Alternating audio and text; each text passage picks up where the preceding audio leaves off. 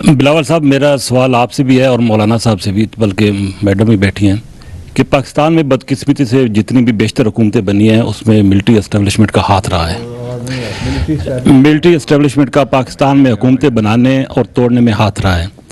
मादी में आप भी इल्ज़ामात लगा रहे हैं। अब इस मौके पर आप समझते हैं कि वाकई मिलिट्री एस्टेब्लिशमेंट जो मौजूदा सूरत हाल है उसमें न्यूट्रल है?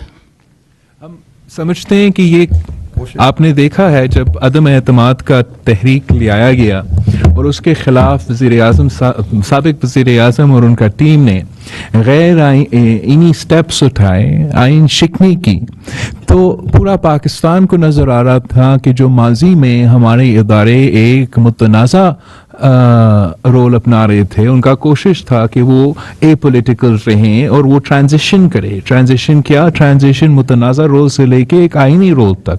मगर पिछले 3 महीने से एक शख्स और एक जमात जिनकी पूरी की पूरी मुस्तकबिल इस बात से लिंक्ड है कि हमारे इदारे आईनी नहीं मुतनाज़ा रहे, हमारे इलेक्शंस नहीं वो सिलेक्शंस रहे, उनका पूरा कोशिश ये रहा है कि चाहे वो इस्टेब्लिशमेंट हो, हमारा जुडिशरी हो, हमारा इलेक्शन कमीशन हो, वो गैर मुतनाज़ा और ए पॉलिटिकल के होने के बजाय वो यक तरफ वो इमरान खान साहब का और पीटीआई का साइड लेते हुए मुतनाज़ा किरदार अदा करे।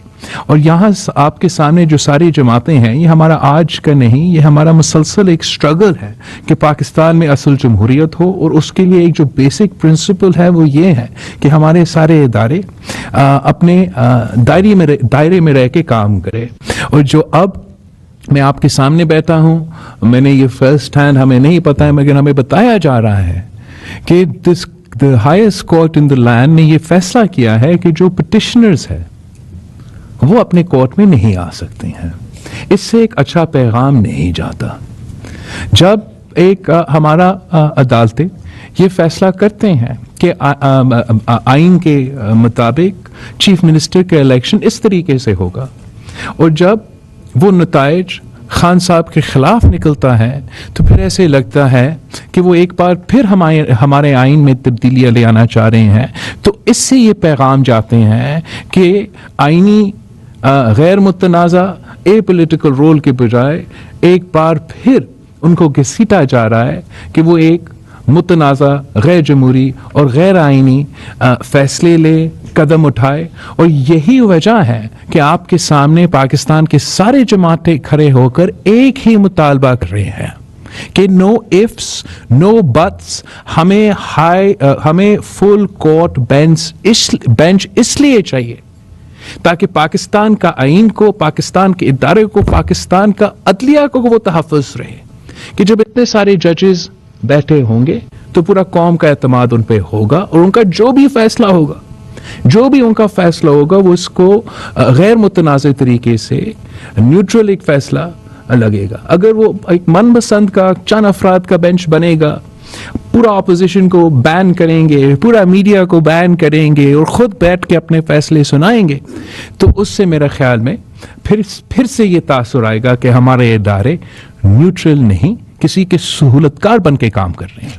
सर, एक मैं इसका जवाब में इजाज़त हो।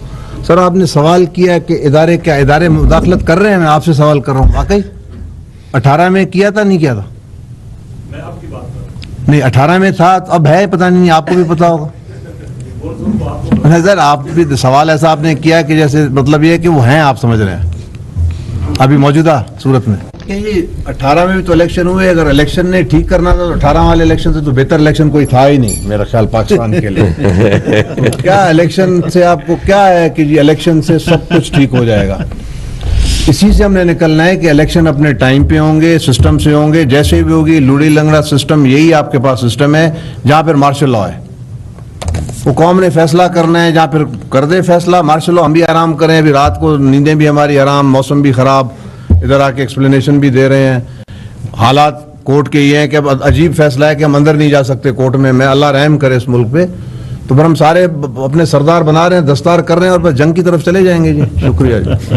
यासिर मलिक साहब जी। ये बताइएगा कि आप लोगों की अपनी हुकूमत है और इस हुकूमत के होते हुए आपने इमरान खान के जो इतनी चीज़ें इल्ज़ामात हैं उनके ऊपर जो लगाए गए हैं उनके खिलाफ कोई अभी तक केस क्यों नहीं बनाया गया? और एक कमेटी बनाई गई थी काबीना की जानिब से कि आर्टिकल 6 की कार्रवाई की जाएगी, उसके हवाले से क्या अपडेट है? वो भी कार्रवाई नहीं की गई। कौन सी कुव्वतें हैं जो आपको ये तमाम तर कार्रवाइयाँ करने से रोकती है? बच्चे, बहुत अच्छा सवाल है आपका। हम अदालतों से बाहर निकलेंगे तो कोई काम करेंगे ना। हम तो वो लोग नहीं हैं जिनको 24-24 घंटों में जमानतें हो जाती हैं, जिनके लिए रात को अदालतें खुल जाती हैं। हम तो वो लोग नहीं है ना। तो हम पहले मुकदमात भुगत लें। मतलब मैं आपको अभी हमजा शहबाज की मिसाल दी है, मैं दोबारा दे देती हूँ कि हमजा शहबाज जब से चीफ मिनिस्टर बना है, एक दिन आप मुझे बता दें कि हमजा को सुकून से काम करने दिया। तो हम पहले अदालतों के केसेस भुगत लें, उसके बाद हम कुछ कर लेंगे जो करना होगा।